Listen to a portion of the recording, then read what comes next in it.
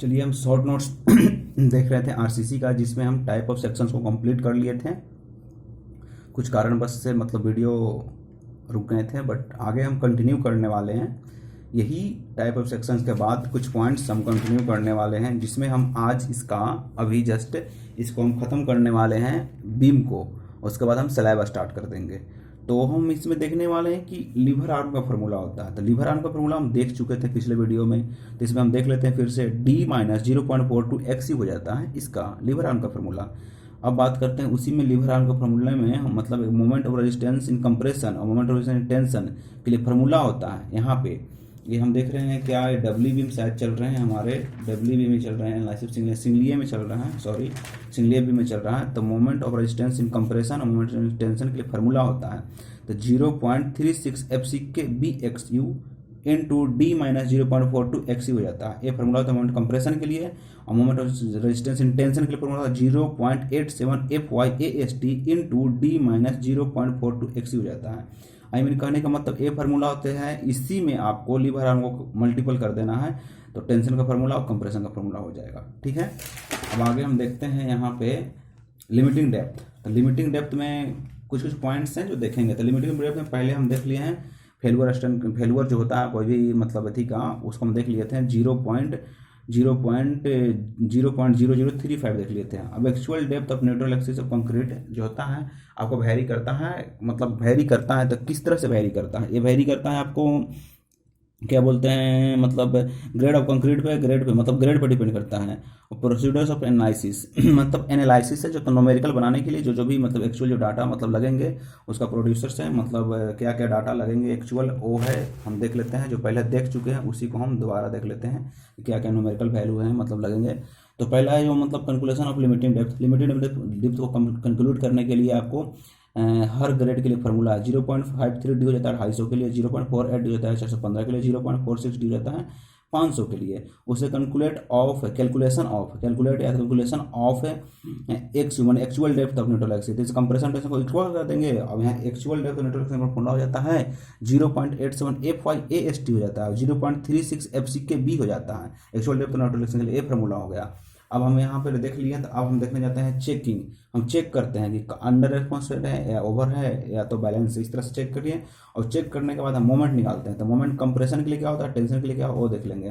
तो यहाँ कंप्रेशन के लिए 0.36 FCK हो जाता है BXU into D minus 0.42 XU हो जाता है। उसके बाद हम बात करते हैं टेंशन के, तो 0.87 FYAST हो जाता है, डी माइनस 0.42 XU हो जाता है। ये फार्मूला हो जाता है आपको कंप्रेशन टेंशन को, जो पीछे हम देख चुके थे। इससे हम न्यूमेरिकल कंप्लीट करेंगे, कोई भी न्यूमेरिकल बना सकते हैं। आगे न्यूमेरिकल सोल्यूशन है सिंगल्स का देख लेते हैं। न्यूमेरिकल सोल्यूशन के बाद हम डायरेक्ट देखते हैं कुछ पॉइंट्स हैं जो आपको लिमिटिंग मोमेंट ऑफ रेजिस्टेंस है इन बैलेंस सेक्शन में। तो limiting moment of resistance topics है, इसी में हम कुछ कुछ नोट्स पॉइंट देख रहे हैं जो हर ग्रेड के लिए अलग अलग फार्मूला होता है। तो 250 ग्रेड के ऑफ स्टील के लिए क्या होता है, एक्चुअली मेरा फॉर्मूला 0.148 FCK BD स्क्वायर हो जाता है। और 415 के लिए एमयू लिमिटिंग के लिए फॉर्मूला हो जाता है। एमयू लिमिटिंग के लिए मोमेंट ऑफ रेजिस्टेंस लिमिटिंग के लिए फॉर्मूला होता है 0.138 FCK BD स्क्वायर हो जाता है। और 500 के लिए 0.133 FCK BD स्क्वायर हो जाता है। एमयू लिमिटिंग के लिए फॉर्मूला हो जाता है मोमेंट ऑफ रेजिस्टेंस के टर्म में। ठीक है, अब बात करते हैं परसेंटेज का। ये भी इंपॉर्टेंट बातें हैं। जो परसेंटेज के लिए फार्मूला होता है वो होता है 0.36 FCK XU लिमिटिंग मल्टीपल 100 बटा में 0.87 FYD हो जाता है। यह होता है परसेंटेज के लिए। अब हर ग्रेड का अलग अलग परसेंटेज होता है। तो 250 ग्रेड के लिए क्या परसेंट होता है, 1.75% हो जाता है। 415 ग्रेड के लिए क्या होता है 0.96% हो जाता है। और 500 ग्रेड के लिए क्या होता है 0.76% होता है। हर के लिए अलग अलग परसेंटेज है। तो हम बात करेंगे 250 ग्रेड के लिए कितना 1.75, 415 के लिए 0.96 है, और 500 के लिए क्या जाता है 0.76% हो जाता है। ठीक है, अब बात करेगा कोई भी आपसे बोलेगा कि आपको अगर आपको सेफली बनाना है कोई भी स्ट्रक्चर, तो कौन सा स्ट्रक्चर को बनाइएगा। तो इसमें आंसर ये हो जाएंगे कि अंडर इनपुट सेक्शन जो होता है सबसे परफेक्ट होता है और सबसे सेफ्टी मैंने प्रोवाइड करता है। अब यहाँ से आपका डब्ल्यू स्टार्ट होता है। तो डब्ल्यू में देखते हैं क्या इंपॉर्टेंस पॉइंट हैं और क्या इसमें है। तो देखते हैं डब्ल्यू में। तो डब्ल्यू में कुछ खास बातें नहीं है, बट एक फार्मूला इसमें इंपॉर्टेंस है। खास बातें तो हैं बट हमारे एग्जाम अभी से नहीं होता है, प्री के लिए नहीं है। तो इसको मैं वो चीज बोलते हैं strain in the level of compression reinforcement. Strain पूछ रहा है, strain strain in the level of compression enforcement के लिए फॉर्मूला होता है 0.0035 into x you limiting minus D dash बटा में एक्स यू लिमिटिंग, ये फॉर्मूला हो जाता है strain in level of compression enforcement. तो इसके अनुसार हो जाता है कि strain in level of compression enforcement जो होता है ना लेस देन होता है 0.87 FY। इसको नोट पॉइंट में डिफाइन किया हुआ है, नेक्स्ट पेज में हम देखते हैं कैसे डिफाइन किया गया। हाँ, तो इसमें कह रहा है कि the strain in the compression enforcement is always less than strain of tension enforcement. हाँ, जो तो स्ट्रेन ऑफ कंप्रेशन एनफोर्समेंट जो होता है हमेशा लेस देन टेंशन एनफोर्समेंट। यहाँ पे देखिए दिखाया हुआ है FSC less than 0.87 FY, 0.87 FY से, ठीक है। उस तरह से अब बात करते हैं यहाँ पे हम कि डब्ल्यू और सिंगली में क्या मैटर होता है। Doubly reinforce beam offered more resistance in the singly reinforced compare to, मैंने बोल रहा है कि सिंगली रेनफोर्स से ज़्यादा आपको डब्ल्यू रेनफोर्स मतलब रेजिस्टेंस ऑफर करता है। हाँ, करेगा ही, एक्चुअल है, क्योंकि डब्ल्यू रेनफोर्स्ड बीम जो होता है मतलब उसमें डब्ल्यू रेनफोर्स्ड बीम में ऊपर भी स्टील प्रोवाइड किया जाता है, नीचे भी किया जाता है, डब्ल्यू ऐसे भी स्ट्रॉन्ग होगा। उसमें डब्ल्यू में और बातें हैं। Long term effect strain is minimum in the doubly, हाँ डब्ल्यू में मिनिमम होता है long term effect reinforced beam compare to the singly, तो सिंगली से कंपेयर में जाता है लॉन्ग टर्म मॉडुलस से कम होता है डब्ल्यू में, ये बात हुआ। In the resistance of W reinforced beam more than reversal loading earthquake loading singly reinforced beam. हाँ, ये जो होता है रेजिस्टेंस जो होता है अर्थक्विक लोड मतलब अर्थक्विक लोड हो जाता है, रिवर्सल लोडिंग होता है, इस सब का जो होता है रेजिस्टेंस होता है ज़्यादा होता है इसमें डब्ल्यू में compare to singly. In case of impact sudden loading, हाँ इम्पैक्ट सडन लोडिंग लगता है जब डब्ल्यू में तो ज़्यादा रेजिस्टेंस ऑफर करता है एज कम्पेयर टू सिंगली, ठीक है, ये हो गया। डब्ल्यू रेनफोर्स में मोर डक्टाइल, हाँ ज़्यादा डक्टाइल होगा, क्यों, किसी भी रीजन से अगर पूछा जाए तो डब्ल्यू रेनफोर्स में ऊपर रीजन में एसटी लगाया जाता है, तो हम कह सकते हैं कि doubly reinforce more ductile as compare to singly reinforce beam, ये हो गया।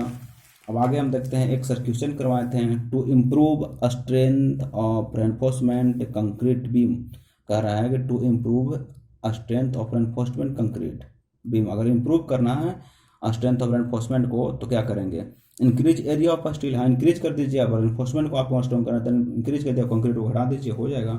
सही सॉल्यूशन हैं। हम देखते हैं डब्ल्यू में सब न्यूमेरिकल करवाए गए हैं, वो हैं। उसके बाद हम फ्लैंज बीम स्टार्ट करते हैं, डब्ल्यू खत्म होता है, अब हम फ्लैंज स्टार्ट करते हैं। तो फ्लैंज बीम में जो होता है इसमें मोनोलिथिक कंडीशन होता है फ्लैंज बीम में। तो मोनोलिथिक कंडीशन जो होता है किस किस में होता है, मल्टी स्टोरी बिल्डिंग में होगा और ब्रिज वगैरह में होता है। फ्लैंज बीम जो होता है मोनोलिथिक कंडीशन हो जाता है, ठीक है। इसको हम देखने जा रहे हैं, कुछ खास बातें आगे है। इसमें खास बातें ये हैं कि डायरेक्टली पूछा जाता है कि कोई भी टी बीम है उसमें अगर बाई द वे आपका जो न्यूट्रल एक्सिस जो लाइज करता है यहाँ मतलब फ्लैंज में लाइज कर गया, वेब में लाइज कर गया, तो क्या क्या कंडीशन बनेंगे वो हम देखेंगे। तो इसमें हम देखने जा रहे हैं, चलिए इसमें बताएं। If neutral axis lies in flange, पहले हम बोले फ्लैंज वेब में जो लाइज करेगा उस पर हम बातें करेंगे, तो देखते हैं। If neutral axis lies in flange beam flange the resistance is only offered by rectangular beam, कह रहा है कि अगर neutral axis lies in the flange तो रेजिस्टेंस ओनली ऑफर्ड कौन करेगा, रेक्टेंगुलर बीम करेगा, ठीक है। अगला पॉइंट देखते हैं। If the neutral axis lies wave है, फ्लैंज में नहीं है, वेव में चला गया, बट जस्ट बिलो फ्लैंज माने फ्लैंज से जस्ट बिलो है, तो कौन इसको रेजिस्टेंस ऑफर करेगा। इसमें सबसे पहले रेक्टेंगुलर बीम ही ऑफर करेगा मेनली, लेकिन सम रेजिस्टेंस कौन ऑफर कर देगा, आपको स्लैब भी कर देगा, ठीक है। When the neutral axis is lies in wave माने वेव में लाइज कर जाएगा, तो full resistance offered by both, wave में गया तो बोथ है, फ्लैंज एंड बोथ कर देगा कौन, तो बोथ में आ जाएगा आपको स्लैब और बीम दोनों कर देगा, ठीक है, दोनों कर देगा, ओके। अब हम देखते हैं इसमें अलग आगे से कुछ बातें हैं जो देख लेते हैं। इसमें है कि आपको डेप्थ जो होता है न्यूट्रल एक्सिस होता है 3/7 XU ले सकते हैं इसका डेप्थ। रेक्टेंगुलर बीम उसी बीम को इसी बात को मैंने दोबारा रिपीट किया है, यही नोट्स को यहाँ पर रिपीट कर दिया गया है, ठीक है। आगे चलते हैं। आगे हम ये देखेंगे कि आपको दो फार्मूला है टी बीम के लिए, उसको बहुत इंपॉर्टेंट फार्मूला हम बोल सकते हैं जो हर साल पूछे जा सकते हैं, वो है तो मोनोलिथिक स्ट्रक्चर के लिए और मल्टी स्टोरी बिल्डिंग के लिए, मोनोलिथिक स्ट्रक्चर या मल्टी स्टोरी बिल्डिंग के लिए फार्मूला है। टी बीम के लिए क्या होगा, एल बीम के लिए क्या होगा। तो टी बीम के लिए देखते हैं। टी बीम में हम देखते हैं टी बीम में दोनों तरफ ऐसे टी होता है, तो इधर भी होता है, तो इसलिए हम 2 से मल्टीप्लाई करते हैं। एल में नहीं होता तो 2 से मल्टीप्लाई नहीं करेंगे। तो टी बीम जो होता है उसमें बी डब्ल्यू, टी बीम में B W plus two into 3DF plus L0/12 हो जाता है, ठीक है। उसी तरह से एल बीम में बी डब्ल्यू होगा इसमें भी plus 3DF plus L not बटा 12 हो जाएगा। किसमें 2 से मल्टीपल नहीं होगा, क्योंकि एल बी में अभी ही बताए हैं कि एक ही तरफ से मतलब अब एक तरफ से कट जैसा होता है तो 2 से गुना नहीं करेंगे। ठीक है, अब आगे देखते हैं और टी बीम का ऑल बीम का फार्मूला होता है। तो किस तरह से फार्मूला होता है वो हम देखेंगे। तो फार्मूला ए होता है कि आइसोलेटेड स्ट्रक्चर या ब्रिज, तो इसके लिए फार्मूला क्या होगा, वो तो मोनोलिथिक थे, आइसोलेटेड स्ट्रक्चर या ब्रिज वगैरह रहेगा तो क्या होगा। तो टी बीम के लिए बी इफेक्टिव मतलब बराबर हो जाता है, टी बीम के लिए बी इफेक्टिव बराबर होता है, बी इफेक्टिव बराबर होता है B W plus L naught बटा बी प्लस 4। ये फार्मूला हो जाता है आपको टी बीम के लिए। एल बीम के लिए 0.5 से सिर्फ ऊपर गुना कर देंगे, तो एल नोट वो तो टी के लिए और एल के लिए, तो बी इफेक्टिव बराबर B W plus 0.5 L naught, फिर एल नोट बटा वी प्लस 4। ये फार्मूला हो जाता है आपको एल बीम के लिए। ये हो गया आपको किस कंडीशन के लिए, आइसोलेटेड स्ट्रक्चर ब्रिज के लिए। ठीक है, अब हम आगे देखते हैं इसमें जो बाकी न्यूमेरिकल है, देखते हैं और क्वेश्चन जो बनता है और देखेंगे, नहीं तो आज इसको हम ख़त्म करेंगे। हाँ, तो हम देखने जाते हैं a procedure of design as पर IS 456 2000 डायमेंशन कैलकुलेशन के लिए फार्मूला है सिंगली रेनफोर्स्ड बीम में। सिंगली रेनफोर्स्ड बीम में हम ये देखेंगे क्या क्या कंडीशन है। इसमें एल इफेक्टिव के लिए फार्मूला होता है LC प्लस डब्ल्यू या तो LC प्लस डी का मिनिमम लेते हैं। LC होता है स्पान होता है, डब्ल्यू बिर्थ होता है, डब्ल्यू जो लेते हैं ये दोनों का आधा आधा लेते हैं, ये हो जाता है LC बराबर फार्मूला। ठीक है, मिनिमम ले लेते हैं। अब देते हैं कंटिन्यूअर बीम, सिंपली सपोर्टेड बीम को आप कंटिन्यूअर बीम देते हैं, इसके लिए फार्मूला हो जाता है सेम ही, लेकिन डब्ल्यू बटा 2 हो जाता है, डी बटा 2 है, क्या है देखते हैं। LC बराबर डब्ल्यू बटा 2, अब LC बराबर डी बटा 2 ये हो जाता है, इसका मिनिमम ले लेते हैं। ठीक है, अब हम जाते हैं कंटिन्यूअस बीम में। दो हो गया। अब कंटिन्यूअस बीम में कुछ कंडीशन है जो थोड़ा ध्यान से हम देखेंगे। इसमें when width of support less than span बटा 2 और 600 mm, माने इससे लेस देन रहेगा तो, इतना से लेस देन रहेगा तो क्या होगा, एल इफेक्टिव का फॉर्मूला हो जाएगा LC प्लस डब्ल्यू अब LC plus D plus minimum, sorry LC plus W LC plus D का मिनिमम ले लेते हैं। ठीक है, एल इफेक्टिव बराबर फॉर्मूला हो गया। ओके, एल इफेक्टिव बराबर फॉर्मूला हो जाता है यहाँ पे। अब हम बात करते हैं कि मतलब अगला क्या कंडीशन है। तो अगला कंडीशन आपका ए है कि मोर देन रहेगा when width of support more than span बटा 12 और 600 mm। तो इसमें क्या करेगा, इसमें भी दो कंडीशन बनेगा। Under both support is fixed continuous, सब कंटिन्यूअस रहेंगे तो क्या होगा, तो दोनों कंटिन्यूअस रहेगा, सपोर्ट कंटिन्यूअस रहेगा तो क्या करेंगे, LC बराबर एल नॉट एल इफेक्टिव बराबर LC हो जाएगा, एल इफेक्टिव बराबर LC हो जाएगा। ठीक है, under one support is free, अगर वन सपोर्ट इज फ्री रहेगा, under one support is free रहेगा, यही कंडीशन है, क्या बोलते हैं यही कंडीशन है। ये मोर देन है, फिर सपोर्ट ज़्यादा मोर देन स्पान बटा 12 और 600 में से मोर देन है। अब यही मोर देन है तो उसी में हम देख रहे हैं, मोर देन है तो उसी में देख रहे हैं under one support is free है वन सपोर्ट, तो इसमें क्या करेंगे LC प्लस डब्ल्यू बटा 2 और LC प्लस डी बटा 2 का मिनिमम ले लेंगे, एल इफेक्टिव बराबर ये हो जाता है। अब इसमें एक मोस्ट बात देख लेते हैं हम कि मल्टी स्टोरी बिल्डिंग रहेगा तो उसमें क्या करेंगे। तो मल्टी स्टोरी बिल्डिंग आपका रहेगा तो इसमें हमको यही करना है कि centre to centre distance between support, तो एल इफेक्टिव हो जाएगा। Centre to centre distance of support is known as L effective, तो एल इफेक्टिव का फॉर्मूला मान लीजिए उसको। ठीक है, अब बात करते हैं यहाँ पे बात करते हैं कुछ पॉइंट्स हैं जो डिफ्लेक्शन फैक्टर के बारे में बातें करेगा। तो डिफ्लेक्शन फैक्टर ऑन द किस पर डिपेंड करता है, डिफ्लेक्शन फैक्टर जो होता है डिफ्लेक्शन फैक्टर किस पर डिपेंड करता है, स्टिफनेस पर और स्टिफनेस ऑफ मेंबर और स्पान ऑफ मेंबर, ये तो डिफ्लेक्शन फैक्टर है। स्टिफनेस ऑफ मेंबर और डिफ्लेक्शन फैक्टर किस पर डिपेंड करता है, डिफ्लेक्शन फैक्टर किस पर डिपेंड करता है, डिफ्लेक्शन फैक्टर और स्टिफनेस ऑफ मेंबर पे और स्पान ऑफ मेंबर पर डिपेंड करता है। ठीक है, के जो है यहाँ पे बात करते हैं कुछ पॉइंट्स है जो मतलब के बारे में बात, के कांस्टेंट वैल्यू है, तो K1 factor is depends on the percentage of tension enforcement. K1 जो होता है percentage of tension enforcement depend करता है, और K2 जो होता है डिपेंड्स ऑन द K1 जो है टेंशन एनफोर्समेंट डिपेंड, K2 जो है depends on the percentage of compression enforcement, K2 जो है कंप्रेशन एनफोर्समेंट डिपेंड करता है, डिपेंड्स करता है। ओके, अब देखते हैं मॉडिफिकेशन फैक्टर जो होता है, आपको मॉडिफिकेशन फैक्टर जो होता है क्या क्या होता है। तो कैंटिलीवर बीम का देखते हैं, तो कैंटिलीवर बीम थोड़ा सा कैंटिलीवर तो लटका बस रहता है तो 7 हो जाएगा उसका, मॉडिफिकेशन फैक्टर। और सिंपली सपोर्टेड बीम है जो कंटिन्यूस होता है उसमें तो 20 हो जाएगा, थोड़ा बढ़ जाएगा। कंटिन्यूस तो लगातार होता है तो उसके लिए 26 हो जाएगा, यह तो मॉडिफिकेशन फैक्टर। ठीक है, अब हम आगे चलते हैं। आगे हम ये देखेंगे कि मतलब मेन पॉइंट इसको में देखने वाली बात, सारे पॉइंट का मतलब एक ही निकलता है कि ग्रेड बढ़ेगा तो डेप्थ घटेगा। मेन पॉइंट यही है कि ग्रेड बढ़ा रहे हैं तो डेप्थ घटेगा। सबसे मेन पॉइंट इसका, सारे पॉइंट्स का मतलब एक ही निकलेगा, ग्रेड बढ़ेगा तो डेप्थ घटेगा। तो हाँ, तो सारे पॉइंट का मतलब ये है। तो देखते हैं, the percentage of tension enforcement will be influence, मैंने प्रभावित करता है मॉडिफिकेशन फैक्टर को, मॉडिफिकेशन को प्रभावित करता है। ठीक है, मॉडिफिकेशन फैक्टर को प्रभावित करेगा। देखते हैं कैसे प्रभावित करता है। Just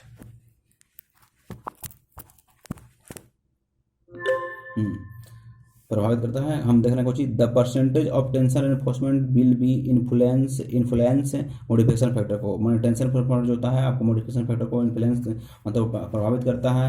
as the grade of steel decrease in the tension reinforcement modification factor will be greater and depth decrease. हाँ, ग्रेड बढ़ेगा तो पहले ही बोले कि डेप्थ डिक्रीज करेगा, मॉडिफिकेशन बढ़ेगा। तो percentage of reinforcement provide more, इसमें भी वही बात कहेगा लास्टली कि आपको डेप्थ घटेगा। ठीक है, लास्टली पॉइंट का मतलब यही निकलता है। और यहाँ पर लास्टली एक पॉइंट देख लेते हैं हम कि परसेंटेज ऑफ टेंशन रेनफोर्समेंट और stress in curve will change modification factor. हाँ, मॉडिफिकेशन फैक्टर को चेंज कर देगा। परसेंटेज ऑफ स्टील जो होता है, परसेंटेज ऑफ जो स्टील जो होता है मॉडिफिकेशन फैक्टर को चेंज कर सकता है। हाँ, चेंज कर देगा, ये बात याद रखना है हमको। एक लास्टली इधर पॉइंट्स हैं जो बचे हुए हैं। For depth above the 7.5 mm side enforcement is compulsory. Side enforcement provide हम करते हैं ना, कब कंपलसरी होगा? जब उसका डेप्थ मोर देन 7.5 mm हो जाएगा। More than 7.5 side enforcement provide करना बहुत नेसेसरी हो जाएगा। ठीक है, साइड एनफोर्समेंट जब more than 0.1% of web area, 0.1% का वेब एरिया का बड़ा होता है साइड एनफोर्समेंट, 4 से 12 होता है। तो इधर अब कोई पॉइंट नहीं है, नोट्स पॉइंट तो आगे ही होंगे, देखते हैं क्या है। हाँ, यहाँ पे यही है कि आप कंक्रीटिंग वगैरह करते हैं तो एग्रीगेट का कुछ साइज फिक्स होना चाहिए, नहीं तो जैसे तैसे हम डालेंगे तो कंक्रीटिंग करने में हमको प्रॉब्लम होगा। तो इसलिए हम कुछ फिक्स स्टैंडर्ड साइज होते हैं। In RCC structure generally the size of aggregate is 20 mm